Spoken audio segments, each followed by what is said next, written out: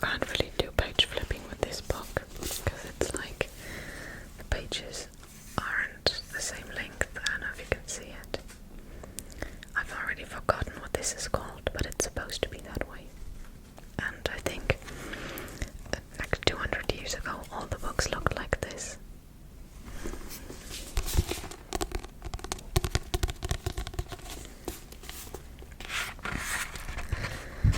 So this is about author June Hayward and her friend Athena Liu, who's also an author.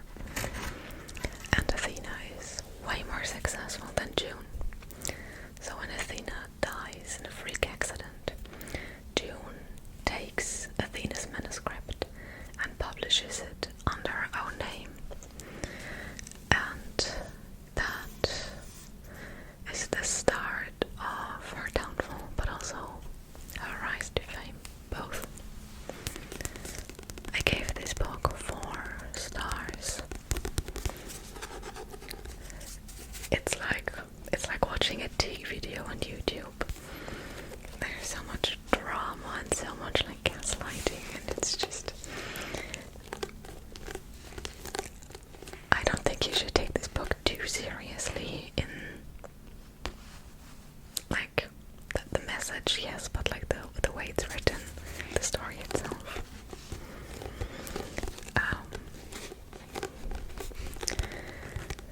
I don't know if it was R.F. Kuang herself or someone else who described it in a Goodreads review, like watching storm go down on Twitter. And that pretty much sums it up. It was a really fun read. And it's like, this book is crazy, but it's fun. It's fun crazy. And it raises a lot of important questions, I think.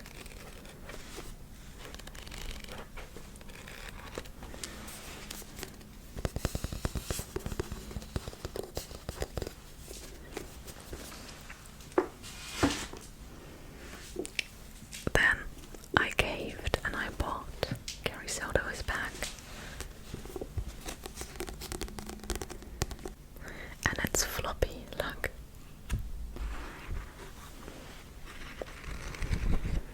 I devoured this. I gave this 5 stars. Taylor Jenkins Reid has this way of writing stories that are just, they have a really great flow, and you start reading and you keep reading and you don't even notice the pages flowing by.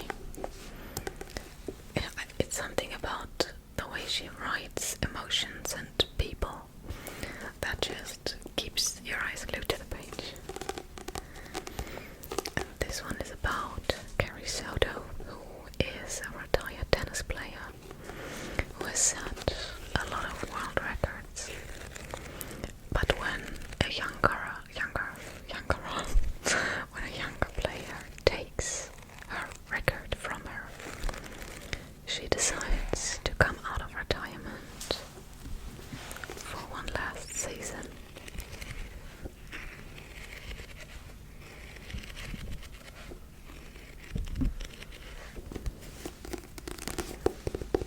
I know nothing about tennis, but this didn't stop me from loving this book.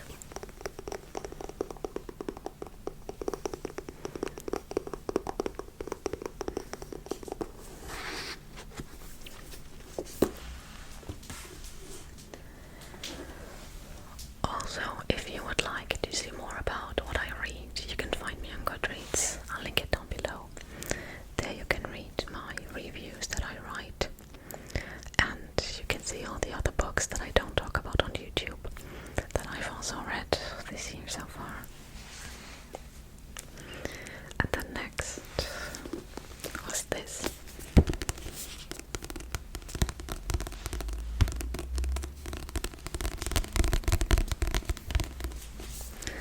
This was a happy accident a couple of years ago. On Goodreads, I was looking for a book, but I had a typo, and then this one came up. And I thought it sounded interesting, so I added it to my TBR. Christmas in 23. And I read it and I loved it. I think I gave it 4 stars. And I want to read you the blurb for this one. 6057.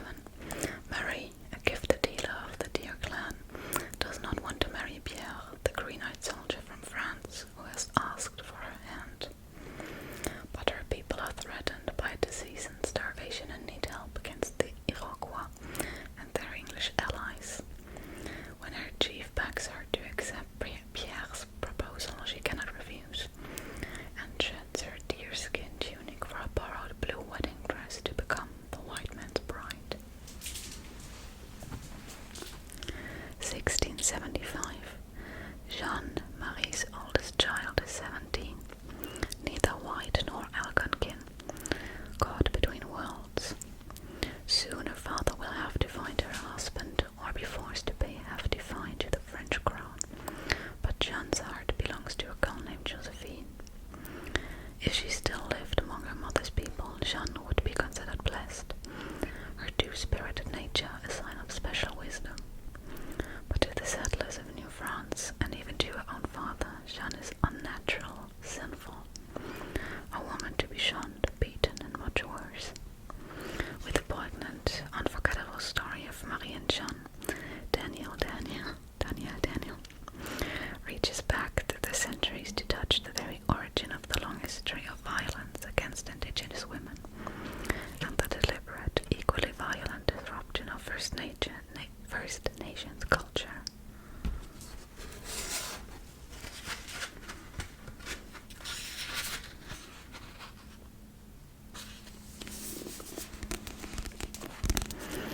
This is obviously a very, very sad book. It's about grief a lot, and as the blurb said, about being robbed of a culture and of land that never belonged to anyone other than itself, and just of free will. So it's a story of loss and grief, and it's very sad. I was bawling by the end of it, but I would absolutely recommend this to everyone.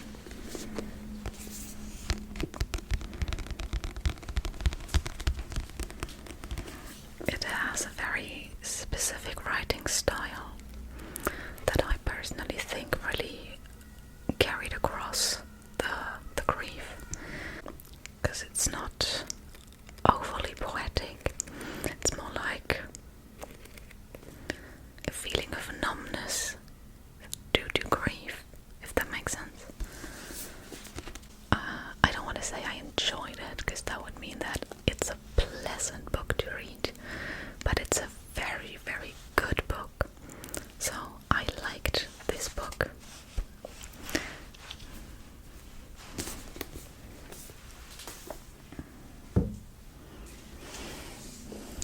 And then I ordered books secondhand again, because this, which is not very thick, was supposed to cost 30 euros new, and I got this for 10.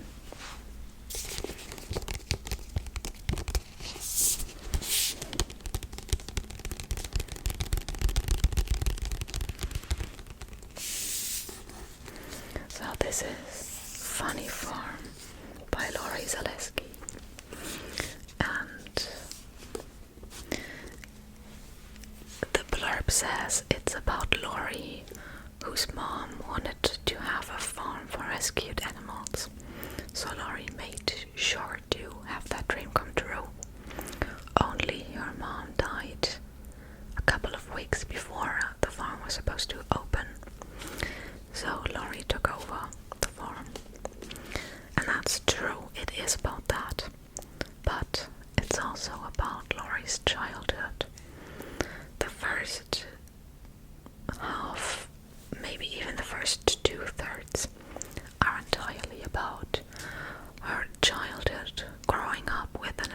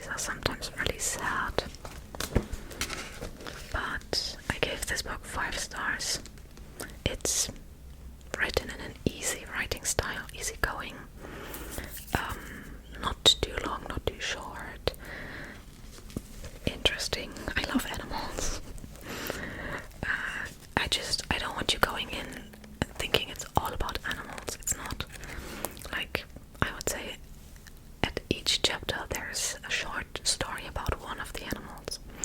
So I would say like it's 2/3 childhood and growing up and 1/3 animals. And I also now follow the funny form on Instagram. Oh, this is a true story, by the way.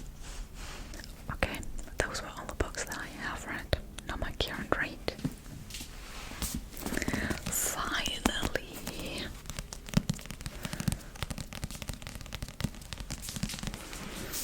I showed this to you so many times, and now I am finally reading it, and it's amazing.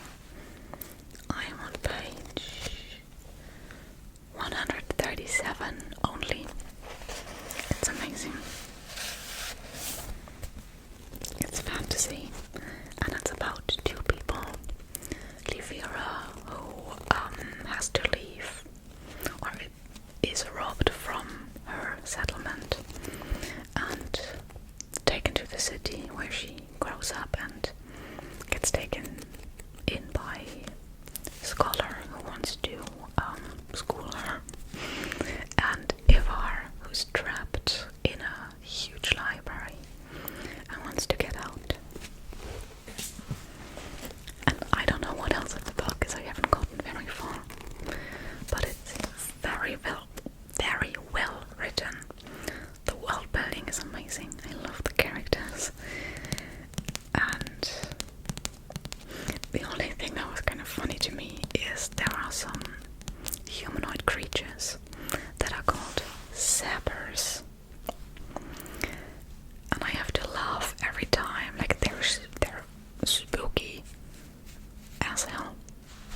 The first time I read a description, I got actual like chills, because the author Mark Lawrence really knows how to describe something that's humanoid but not entirely human. So I was like, whoa, that's scary. But the name translates to German, because Saban in German is drooling. So I can't picture them any other way than just constantly drooling, which makes them disgusting on top of scary. But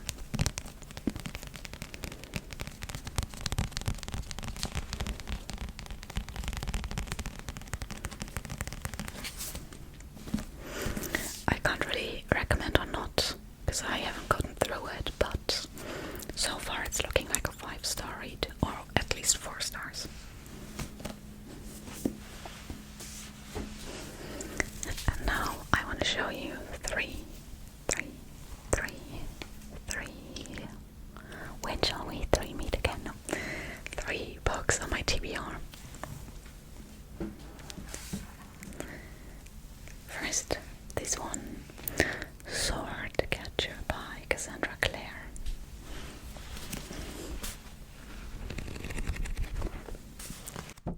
It's floppy.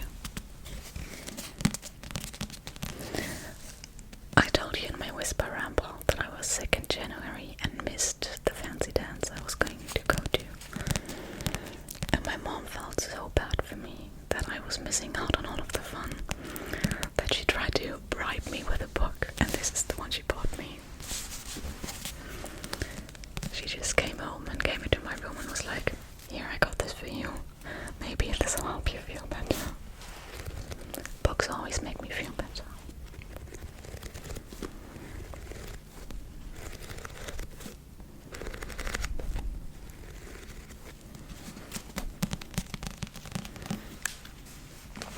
This is also fantasy, and it's about Kel, who is a body double of the royal heir, and he knows that it's his destiny to die for the royal heir, and Lynn, who has magical abilities, and she and Kel get together for some reason and are drawn into the underworld of this fantasy city.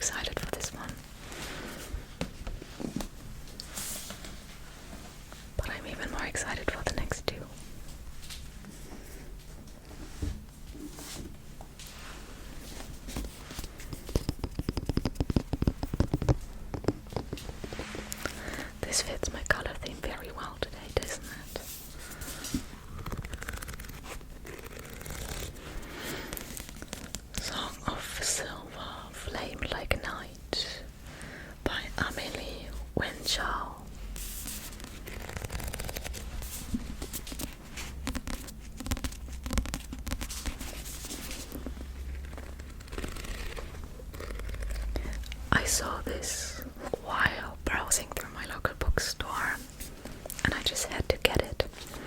And there's a second part out right now that's even prettier. But I want to read this one first and see how I like it, and then get the second part.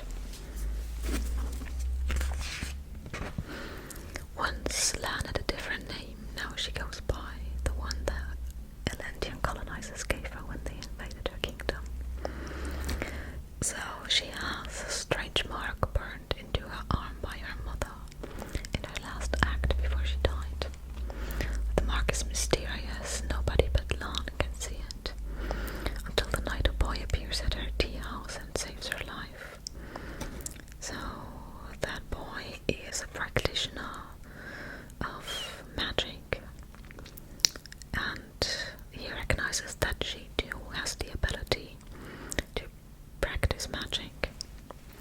Both Lan and Zen have secrets buried deep within, secrets they must hide from others, and secrets that they themselves have yet to discover. Fate has connected them, but their destiny remains unwritten. Both hold the power to liberate their land, and both hold the power to destroy the world. Now the battle for the last kingdom begins.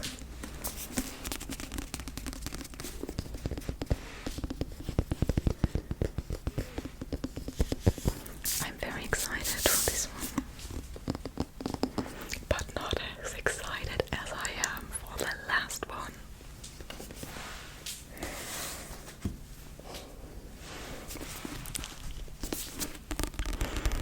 I have been waiting for this book since September.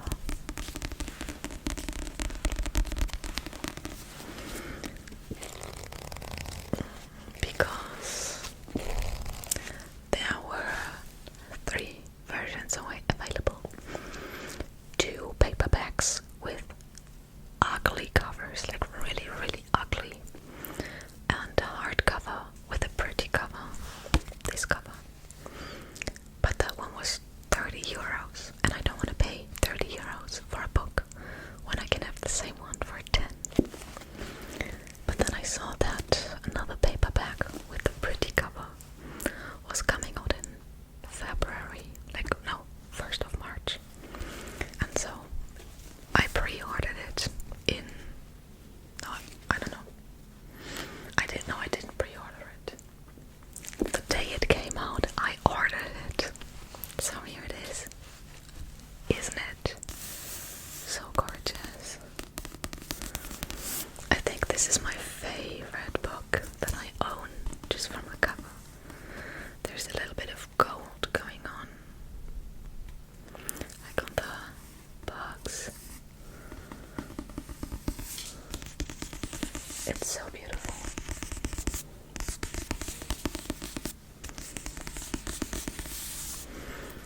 This focuses on 3 different women who I think are related. 2019, Kate flees from an abusive marriage. 1619, Alda is awaiting trial for the murder of a local farmer, because the people think that she's a witch.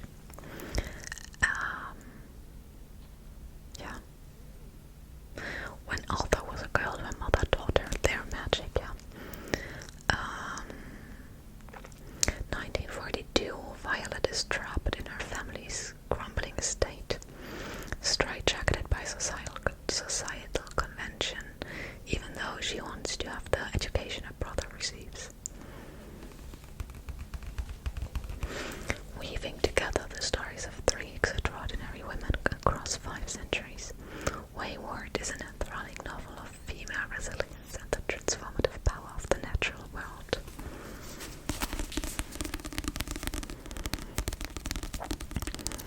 I don't know what to expect. I don't know if I'm supposed to expect supernatural stuff, or if this is fiction but not fantasy related.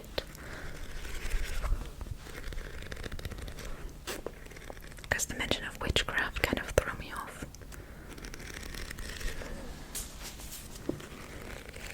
Because with witchcraft in books like these, it's like either it's just the time when women were accused fictitious and there is nothing supernatural